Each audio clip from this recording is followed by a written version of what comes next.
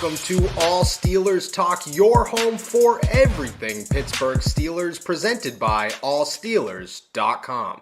What is up, Steelers Nation? Thank you so much for jumping on to another episode of All Steelers Talk. I'm Noah Strackbein, joined every Friday by my main man, Derrick Bell. Find us on youtube.com/All Steelers Talk or anywhere you get your podcasts. We're diving deep into the Steelers-Raiders Week 16 matchup at Acrisure Stadium, the 50th anniversary of the Immaculate Reception. I think that that game we've talked all week has a different meaning now. It's a much sadder event than it was supposed to be with the sudden and terrible passing of Franco Harris. Dude, that meant a lot. This is the first time we've been live since that event happened, so we want to send all our condolences to the entire Harris family, everybody that he's met, everybody that loved him.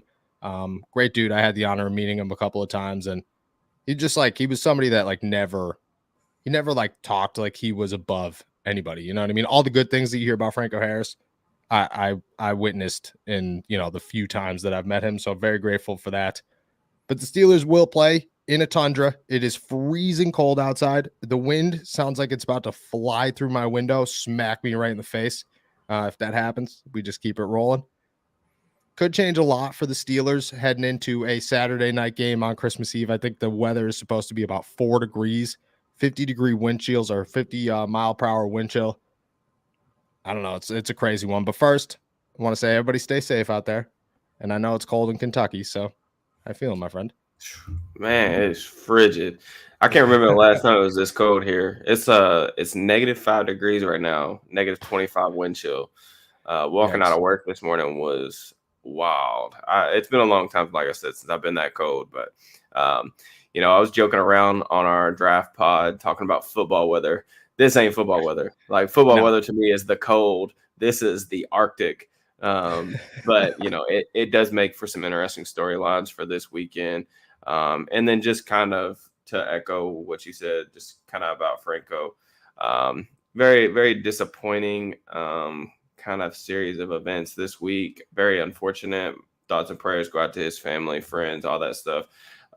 Franco is a guy that I didn't have very much interaction with, but when I was a kid, my dad was at a camp that he was participating in, and my dad got him to sign like a Mitchell and Ness jersey. It's like That's awesome. Inscribed it to me, so it's something that hangs in my basement. So it's definitely something that hits hard a little bit for sure for a lot of people, just because of not just how great of a player he was, but kind of the humanitarian aspect of it.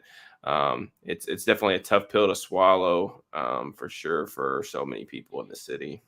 Yeah, I've talked to so many people the last day or two about and they've just gotten emotional talking about how great of a person he was, and you could just kind of look at that and say, one day I hope that when I leave I have that same impact. But yeah, great dude. I think that it adds so much emotion to this game that was already there.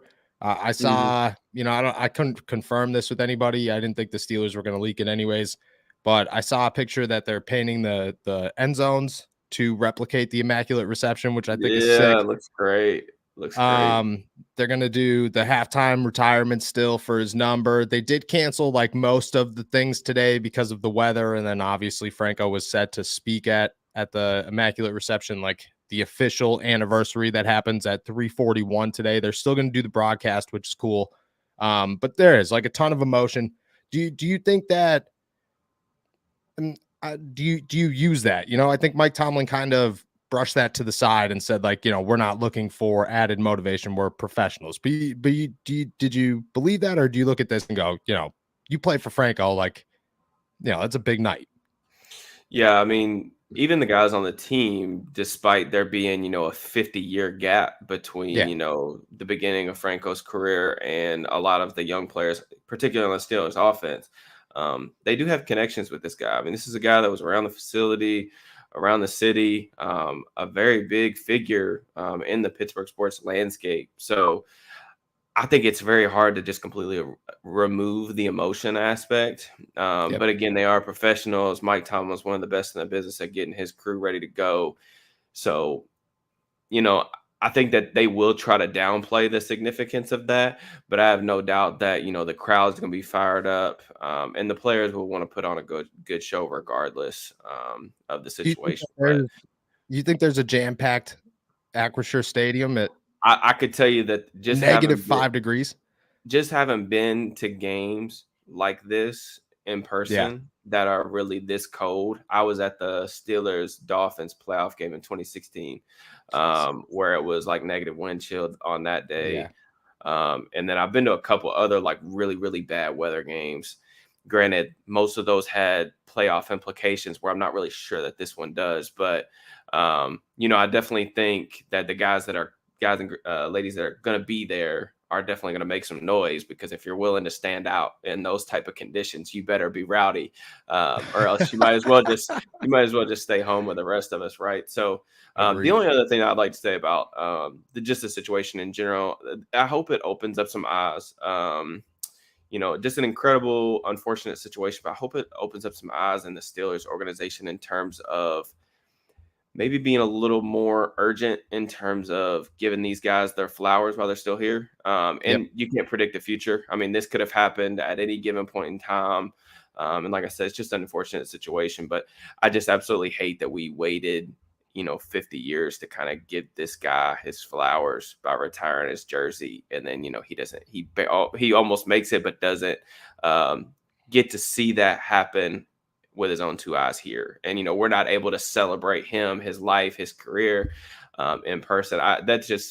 It's a very tough feeling to kind of just brush off. And I think that the Steelers, you look at their organization, Franco is obviously a big part of their history, but they've got several other big name type of guys that are kind of waiting to see if their jerseys get officially retired, even if they're not going to be handed out unofficially moving forward. But I just hope that there's a little more urgency with that moving forward. Let's do that while these guys are still around, while they're still able to be celebrated in person.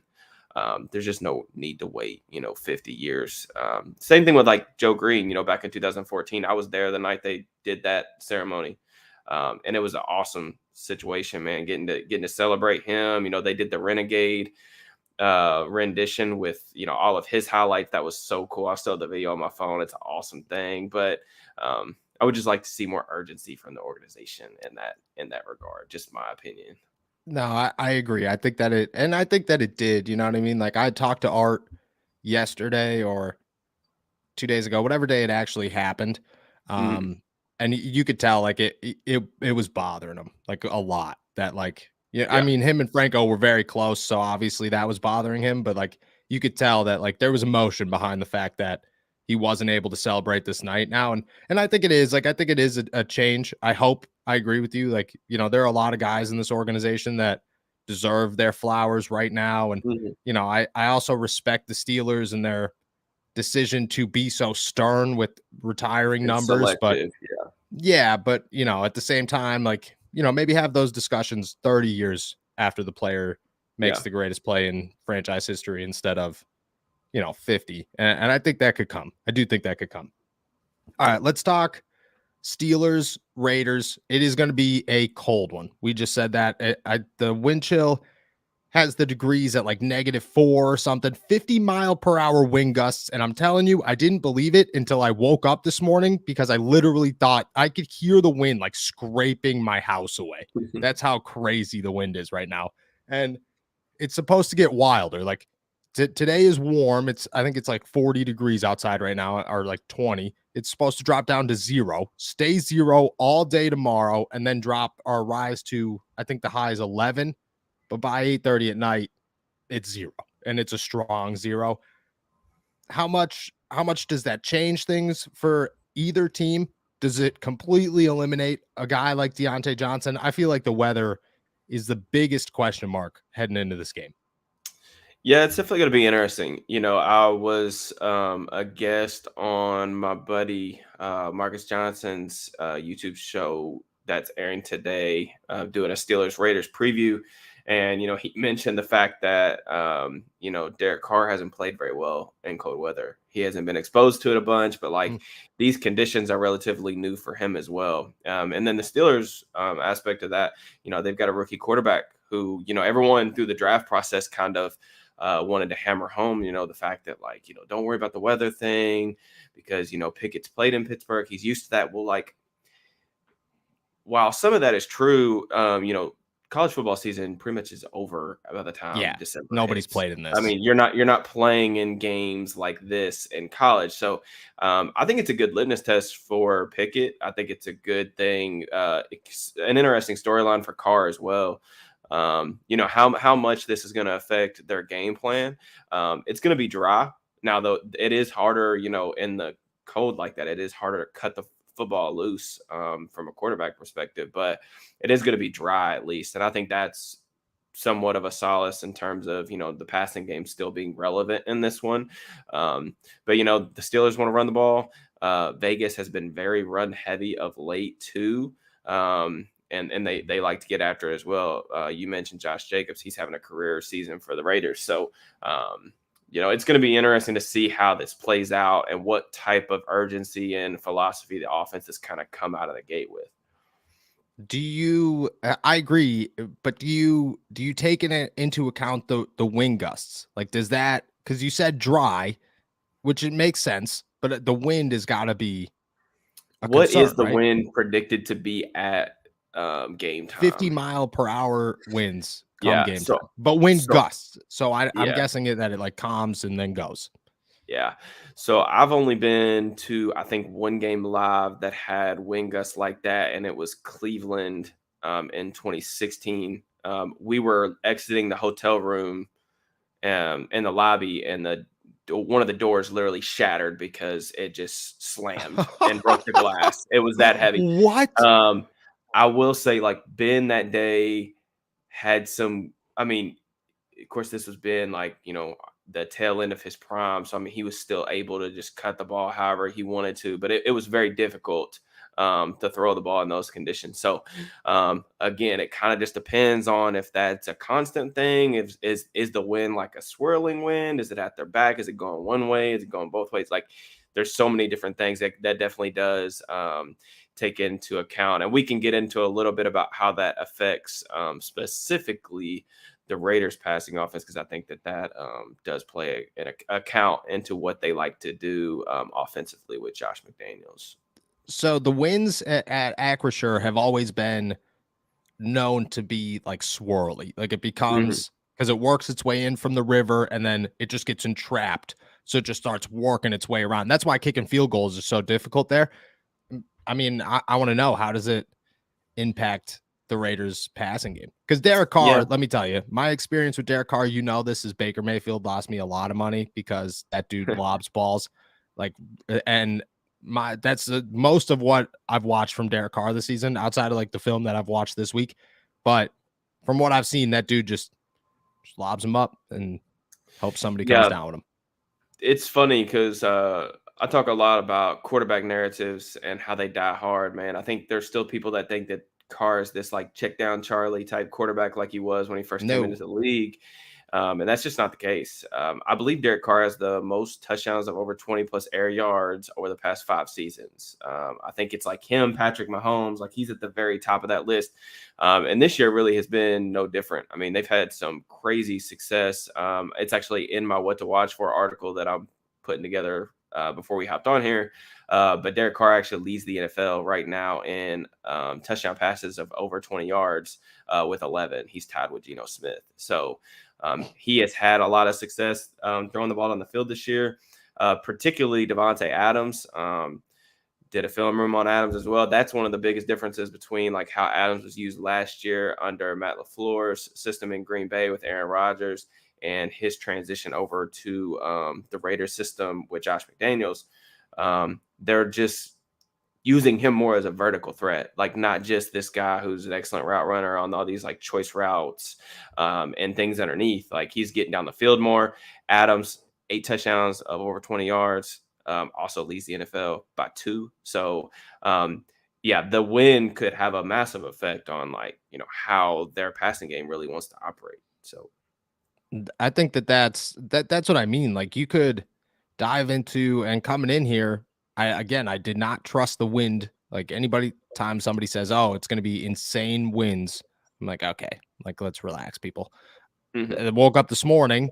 My mindset was, okay, let's talk Raiders Steelers. Now I think everything has to change. Like, you look at the game plan from both sides of the football, and you're now looking at Najee Harris and Josh Jacobs as the guys, because you can't just toss the ball down the field to Devontae Adams and expect it to be where you'd like it to be. I mean, I get that it's Devontae Adams. You could probably put it in a pretty safe distance and hope that he comes down with it. But you also have to account for guys like Minkah Fitzpatrick and Cam Sutton back there, who aren't going to be easy to, just overlook in this situation when the weather plays such a serious factor.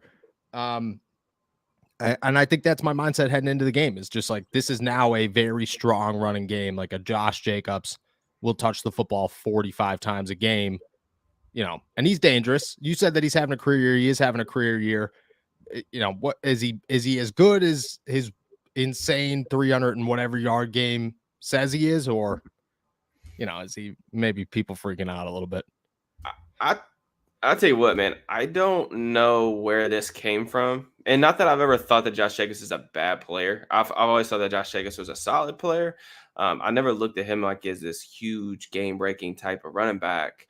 But he has probably been the player around the league that has surprised me the most this year, just in terms of coming out of really nowhere. Again, not a bad player over the course of his career, but just he's been fantastic, man. I mean, it has been a joy to literally just watch him tote the rock. And I think it's pretty legit and sustainable. It's easy to forget that Josh Jacobs is only about 20 days older than Najee Harris. Like, Jacobs came into the league as a really, that's nuts, really actually. young player. Yeah. I mean, you think about that. We look at Najee, as this like really young player, ascending type talent, and Jacobs as this veteran guy. They're the same age. So, but just some of the numbers that I had kind of like wrote down for Jacobs in terms of being really impressive on the season. Jacobs has 984 yards after contact this season. That's nearly 100 more than Derrick Henry, and that also leads the NFL. And then just in terms of broken tackles, he's broken 41 tackles, which also leads the NFL, 8 more than Dameon Pierce, who's second. So, yes, very much sustainable. The Raiders' offensive line, in my opinion, has been a little bit better than I anticipated, because I was just kind of looking at the names early in the season through preseason. I did not have very high hopes for that group. Nope.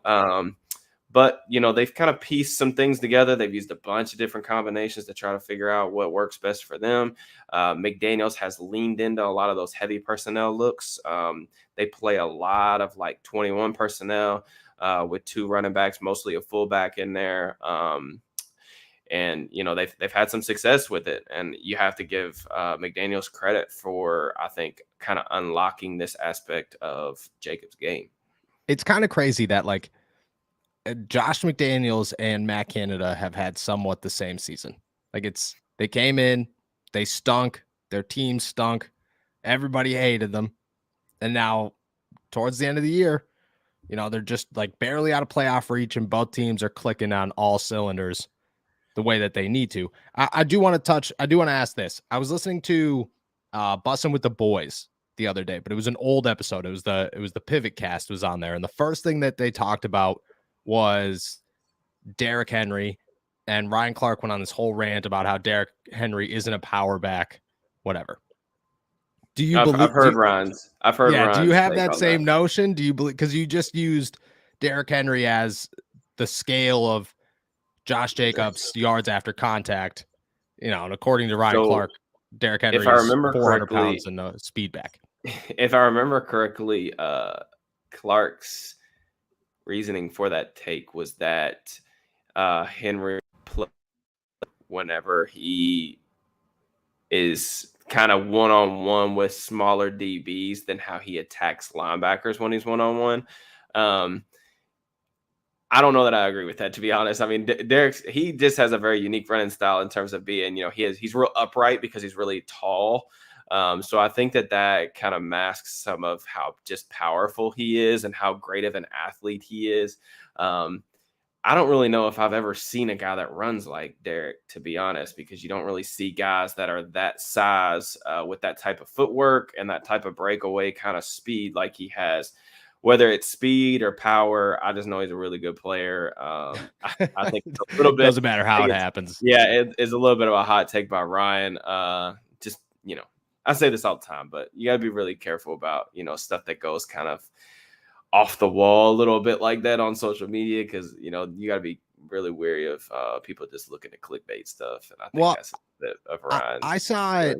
I saw the whole episode. That was the first time I actually ever saw that, which I was thankful that I didn't see.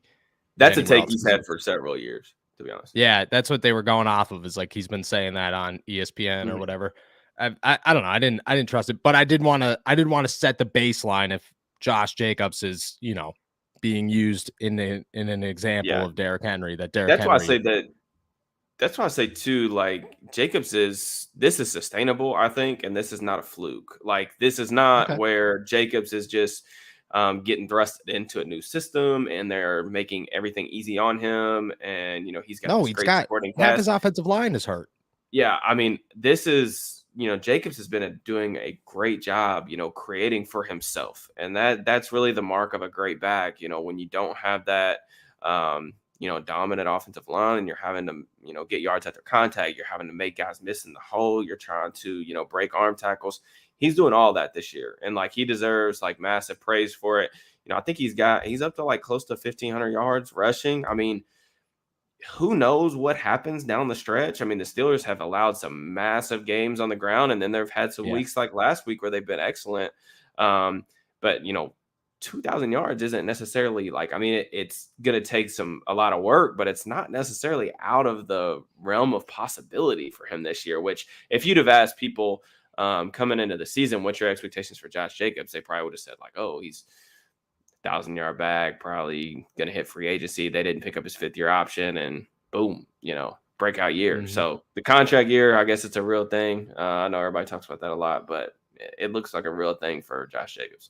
No, it is a real thing. That's a good. I'm glad that you touched on the Steelers last week, because I think that's important. I would have definitely forgot about it.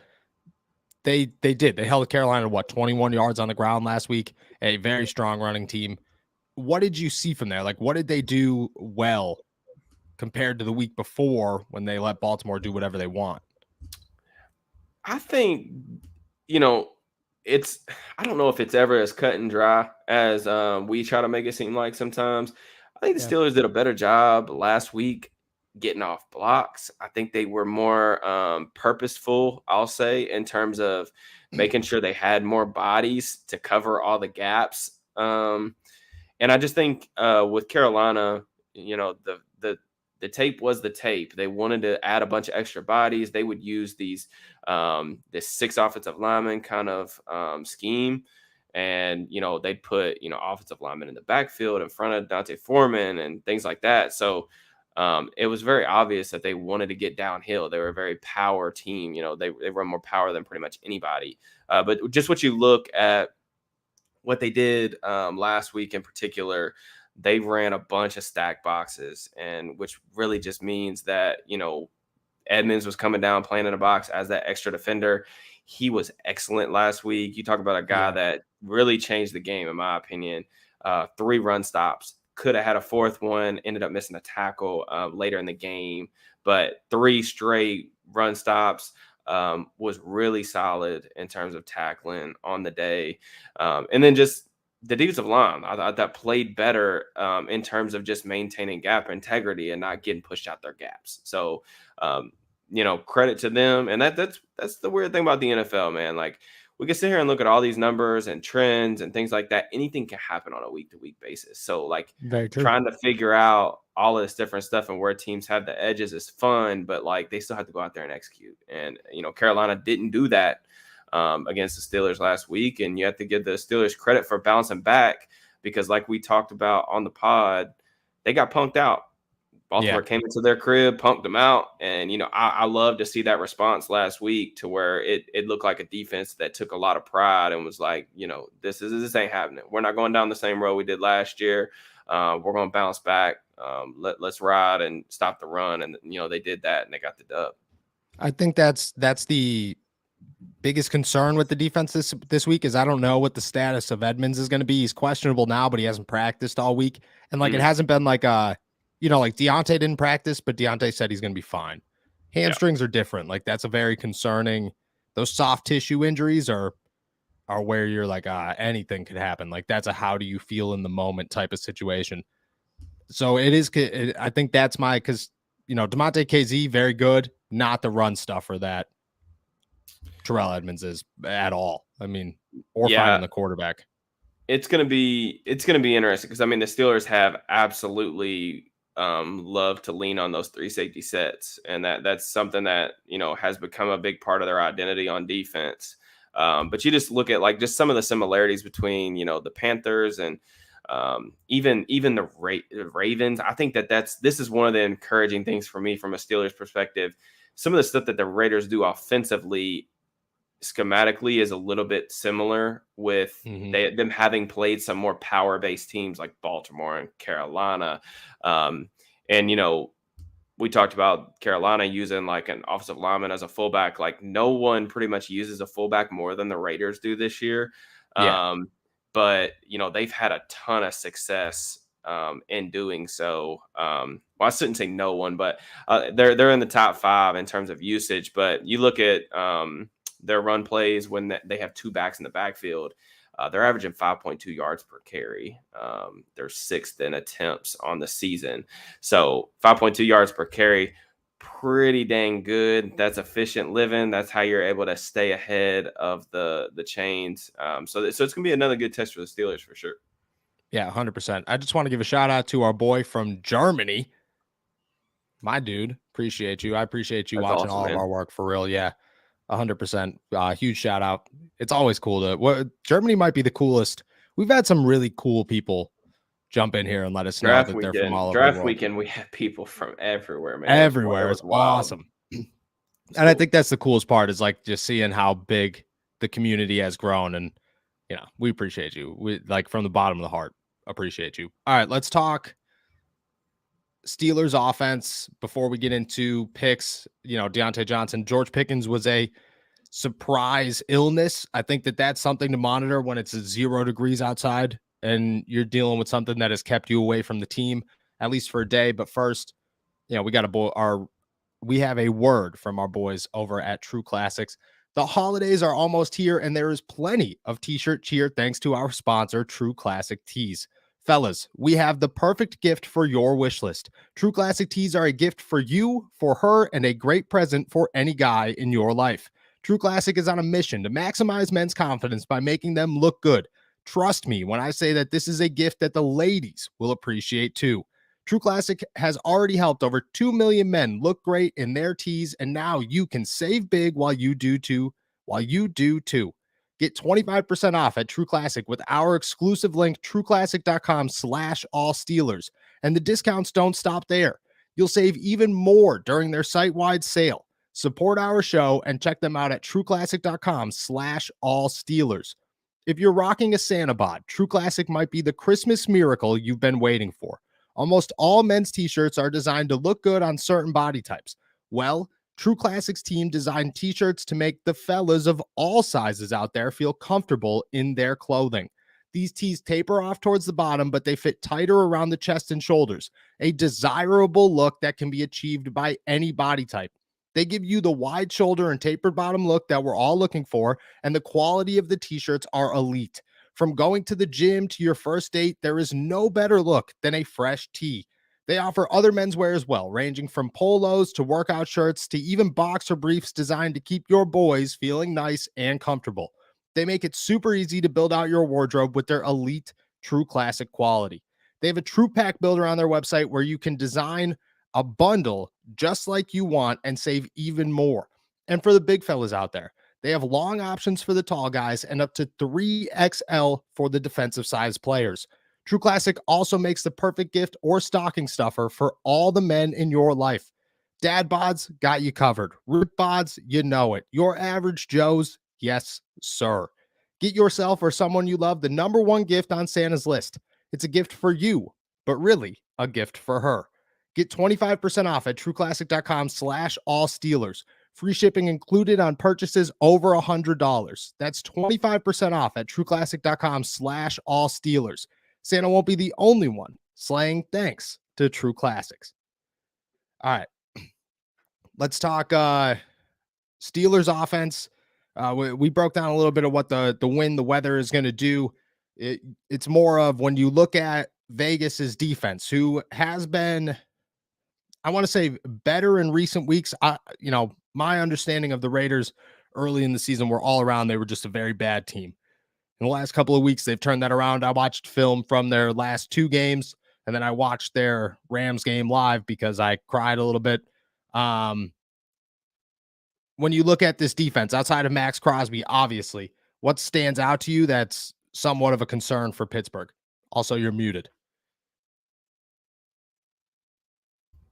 Sorry, I didn't want to interrupt your ad read. No, you mentioned Max Crosby. Crosby's playing at like a defensive player of the year type of level. He has been absolutely phenomenal this season. It's really been awesome to watch him play. I mean, he had that year last year where he was incredibly disruptive. I believe he led the NFL in pressures last year. He's right up there at the top again this year.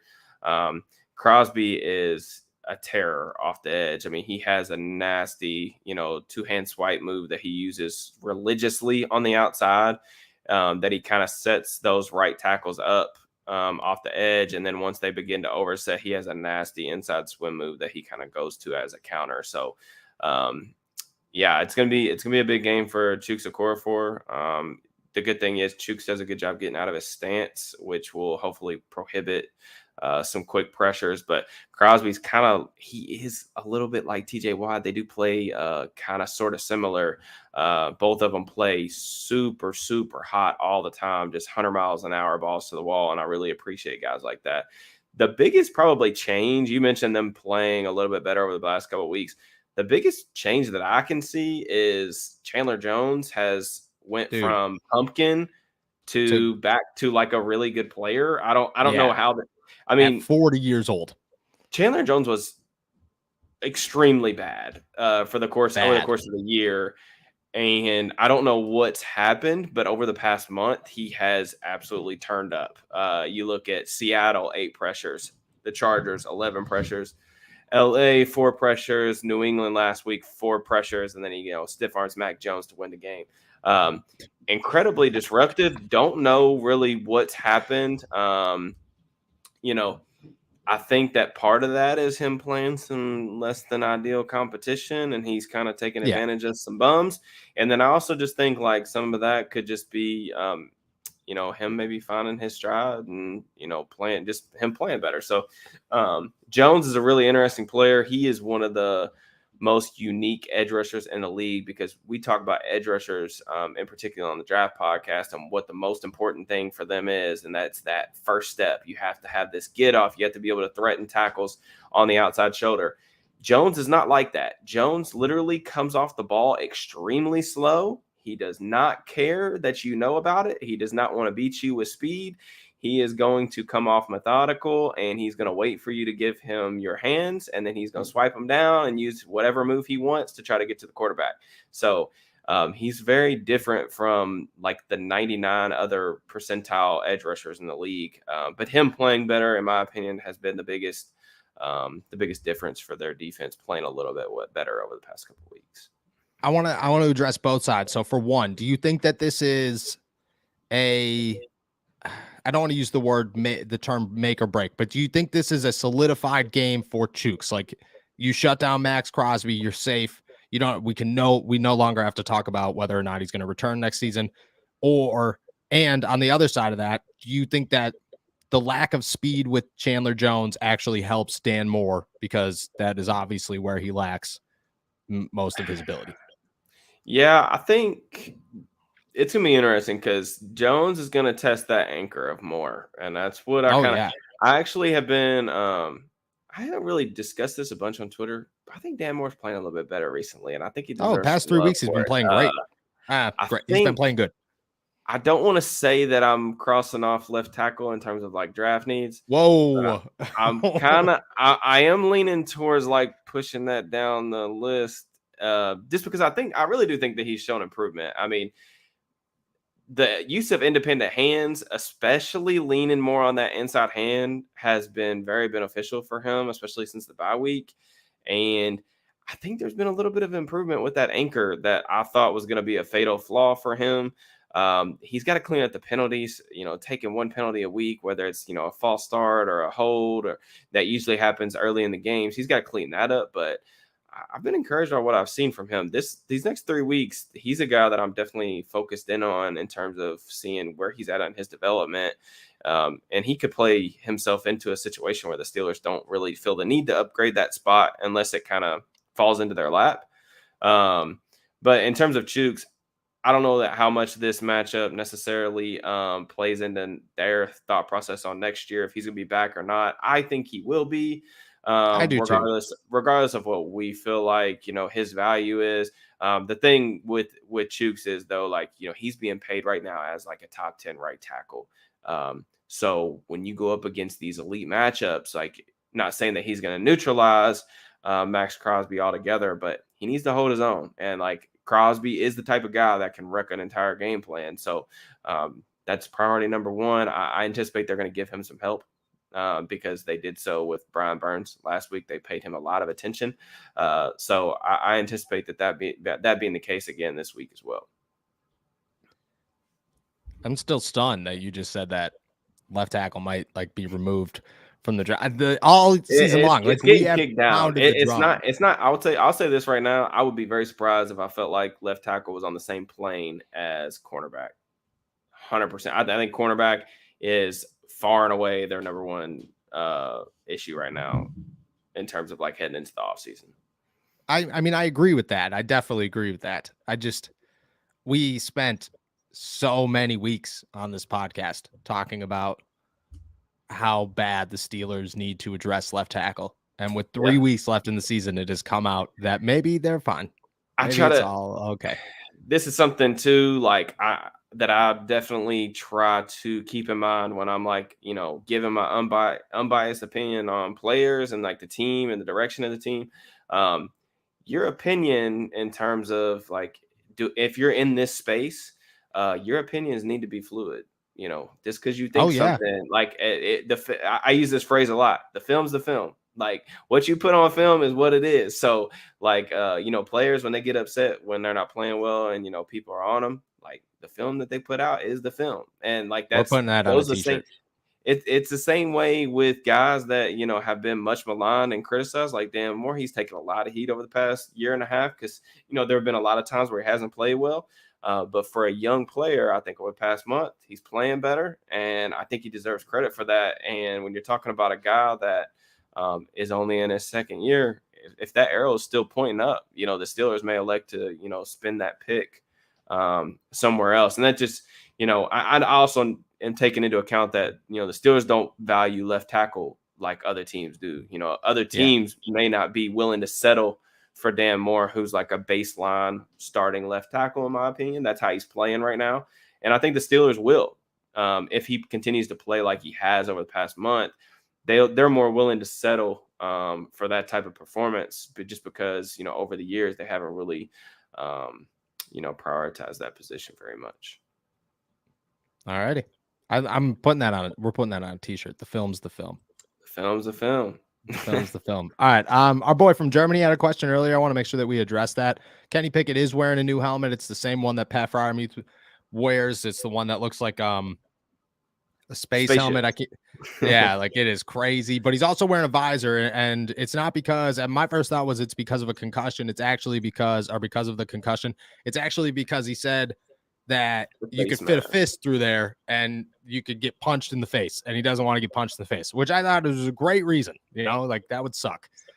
I also can't believe that they've made an NFL helmet where you could get punched in the face. These are the scariest men on the planet, and you're just like, yep, whatever, man. Like, Do you think it does have any impact in how he plays? You know, just like adjustment wise, not necessarily negative impact, but just like anything that he has to get used to, especially the fact that it's going to be snowing and raining and you're wearing a visor.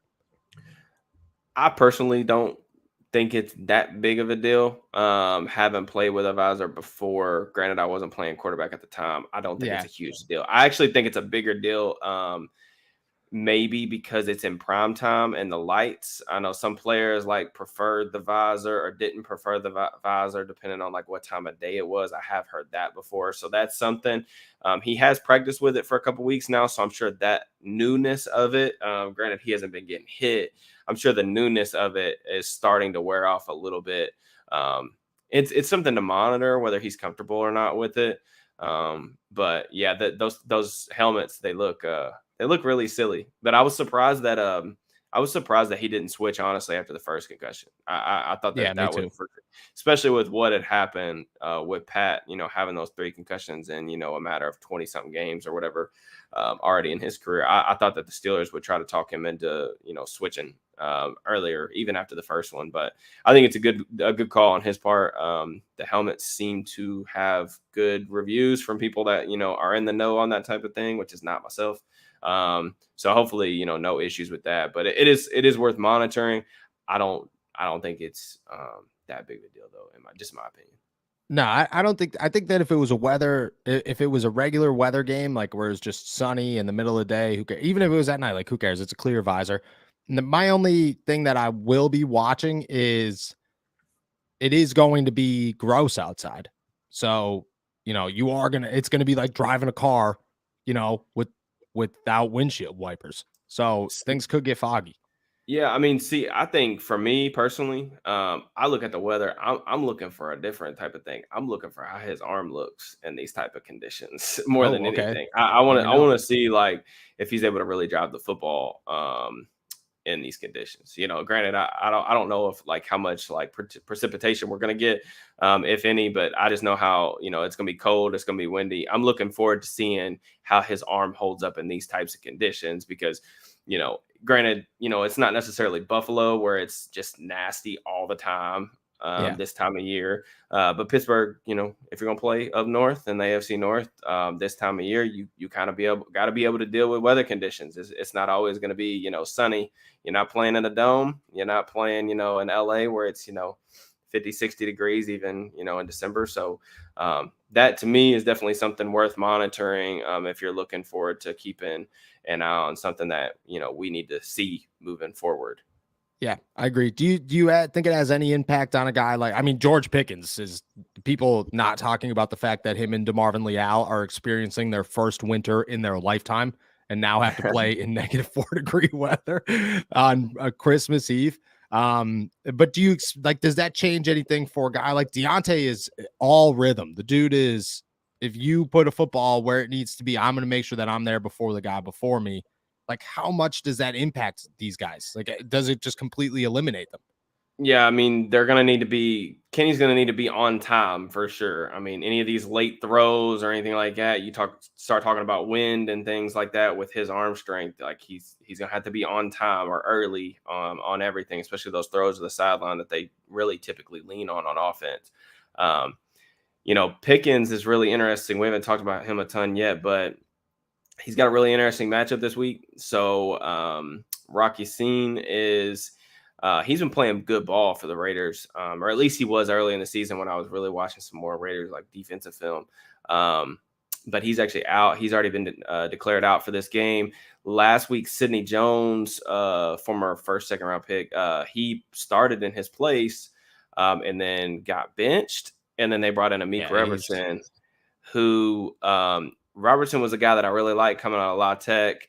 Feisty corner. I love the competitiveness, the fieriness that he plays with, but he's 5'8". So, and he was playing on the boundary. He was playing on the boundary that last week, and there was some good moments, and then there was some, some moments that I think you'd expect for a guy that's, a rotational depth piece. But I think that, the Raiders, they do give you some man coverage looks, and, I think that that's definitely going to be, something that the Steelers are going to probably look to exploit. Last week he was targeted 7 times, only gave up 1 catch. Now all of those reps weren't necessarily clean from what I saw on last week's tape, but he's a good player. He's really competitive. I just foresee that the Steelers are going to take some shots over the top, assuming that he's lined up across from Pickens. Are you taking shots though in this weather? Like I know I keep talking about the weather, but like, are you still taking shots? Oh yeah, definitely. Because it doesn't matter. Like, here's the thing. Like, it's not the Steelers' downfield passing game. Over the course of the season, it's not like this is beautiful. It's like, all right, George is going to catch it.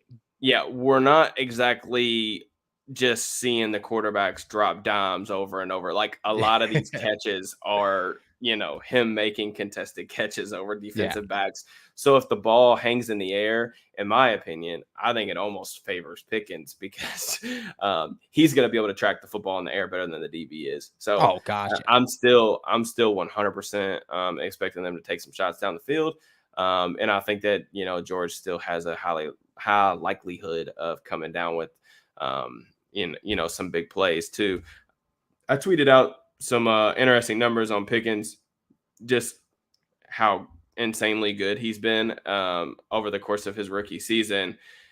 I just don't think we're appreciating what he's doing at 21 years old enough, really. On throws 20 yards down the field, he's tied for 3rd in catches with 12. He's 1st in contested catches with 9. 6th in yards with 364, and he's 4th in total EPA. I mean, this is a kid who's 21 years old with we'll just call it less than ideal quarterback situation and offensive coordinator situation. I think that is he has been, in my opinion, there's still some people talking about production stuff like why aren't his counting numbers more impressive? And I'm like, dude, Pickens has been everything that I thought he was going to be coming out of Georgia. Yeah. So I am very happy with his progress. Yeah.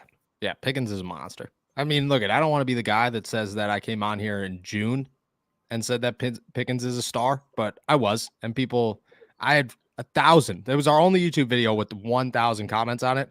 All 1,000 of those comments were people telling me that I'm an idiot and that I jumped the gun on that. And I just, I like to remember that. I like to remember that all the time. All right. Let's make our predictions first, though. Anthony has not asked it. A little disappointed in that, but it's 8:00 in the morning, so people are probably working. What are your matchups to watch here heading into the game? Oh man. Again, I think it really for the Steelers offense. I think it just comes down to those edge rushers. Jones is really hot right now. Dan Moore's anchor against Jones, kind of unorthodox style of rushing, and then just Max Crosby. That 2-hand swipe's lethal. Chooks is going to need to have a good game.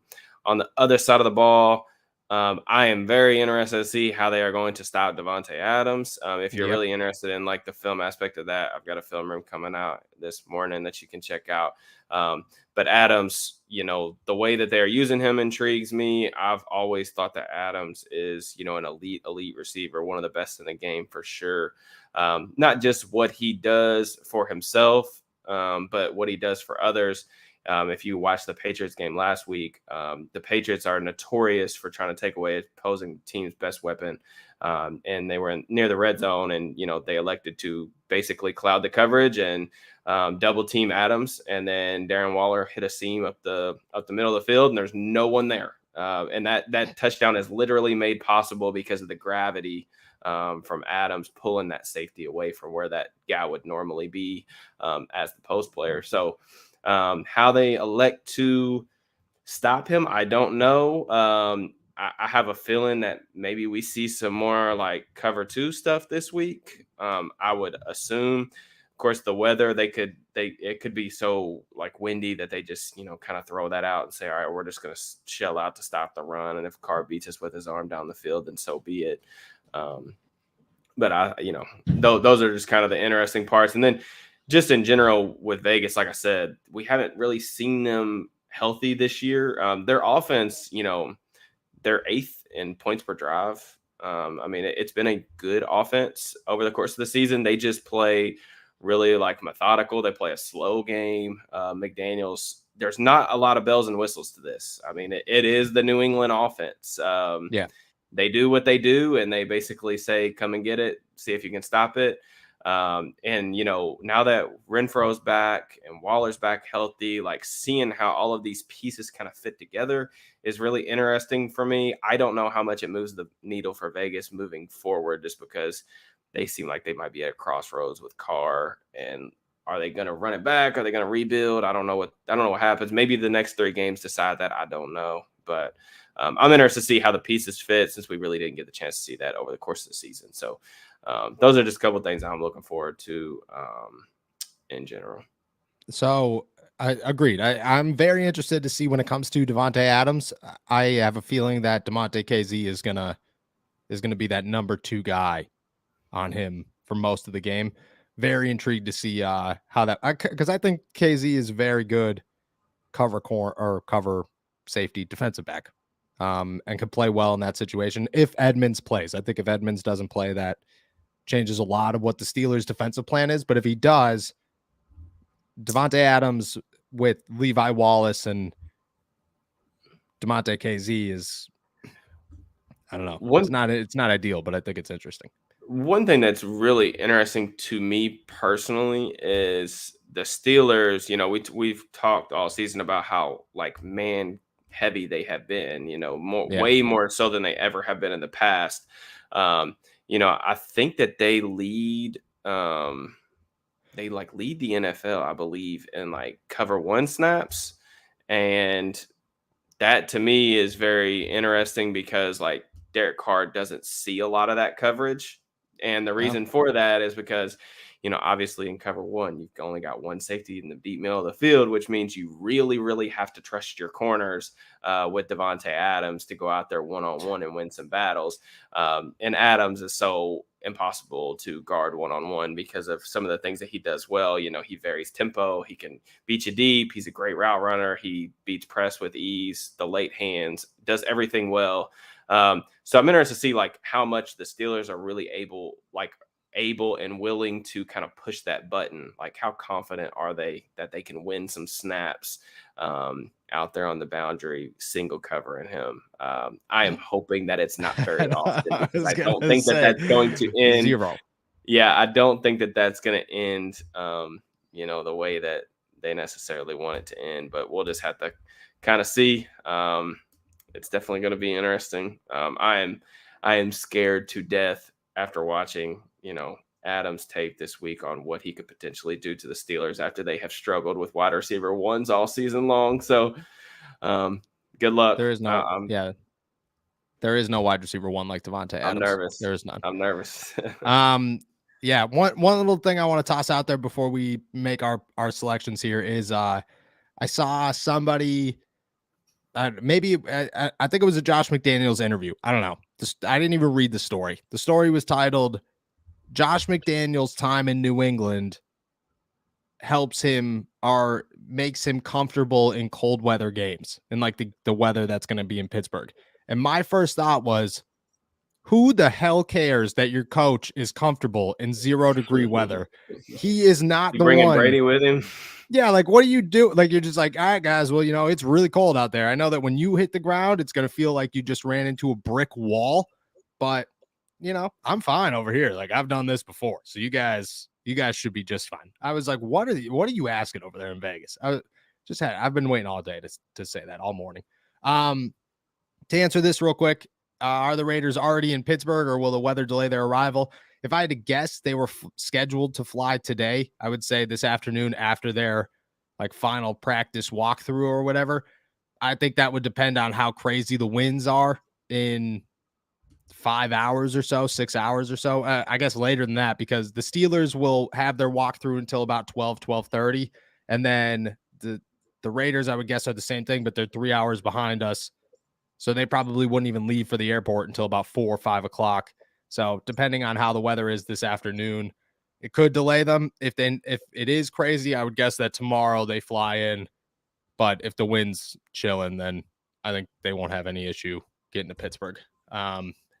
So that's my concern there. All right, let's make some picks here. I thought I lost him. Where did it go? I lost Carolina. I don't know what happened to Carolina. I don't remember if we won. We both picked the Steelers to win last week, but I think I went with. Got it. I was about to say I think I went with the over. I think the under. I think I was wrong on the over under. You hit the under actually for the first time. Did hit it.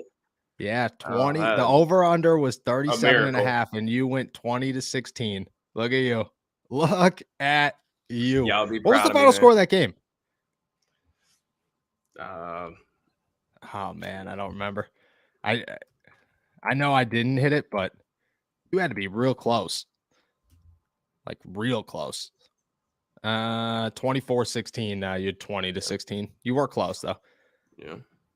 All right. Oh, actually, the over. Yeah. Wow, we're terrible. All right. This week it is the Steelers favored by 2.5 with a 38.5 over under. Right now, the weather tomorrow expected to be a high of 12 degrees, low of 1. It has actually risen 1 degree in the last 20 minutes since I've checked while we were talking here. Snowing all day today with a high of 1 degree. So everyone in Pittsburgh, stay home. 2.5 points, 38.5 over under. What are you feeling here? It's tough because just go with your other instinct. Like whatever you're over the past week or two, I have leaned towards the Raiders winning this game. Because Derek Carr played. Yeah, Derek Carr's played well against them in the past. But I don't know. I can't see the Steelers losing after the Franco thing. I think there is going to be a little bit added incentive. The Raiders defense is really rough. If you can slow down that pass rush, the injury to Rocky Sin, I think, is going to end up being a part of this game as well. I want to take the Steelers. I guess I'm going to take the under. I think that the weather being what it is and potentially limiting some of Carr's impact on the game, because the passing game, it's more important, I think, in terms of Vegas because they have the ability to get in a shootout and the Steelers don't. So I think that it plays more in the Steelers' favor, especially because they're at home. So I'll take the Steelers. What's the over-under? 38.5? 38.5. Let's go. I'll go 2016 again. The Raiders are very, very bad in the red zone. I'm banking on some Daniel Carlson field goals. Good kicker, but I don't know that they're going to get to the end zone more than once. I'll say 1 touchdown, 3 field goals. The Steelers scored 20 3 field goals and 50-mile-per-hour winds. Yeah, Carlson's a dog, man. He's good. I know that he's definitely not talked about like the Justin Tuckers of the world, but yeah, I think he's like a top 5 kicker. Vegas is bad in the red zone too. Like they've got some weird stuff. McDaniels sometimes, man, he's a guy that McDaniels does a lot of great stuff as a game plan guy, as a schematic guy.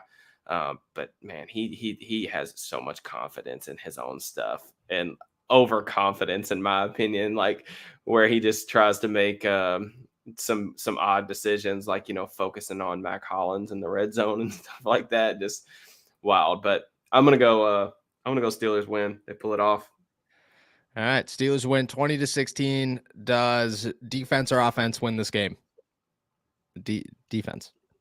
It's got to be the defense. Yeah, I mean, I'll say the defense. Well, I'll say the defense combined with the weather.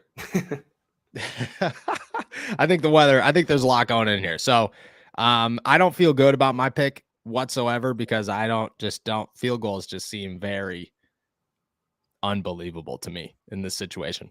But I'm going to pick the Steelers as well. You got all the emotions of Franco. You just, I don't want to use Franco as the reason that they win, but it's just like there's emotional levels to how you select games and you put this much emotion out on the field.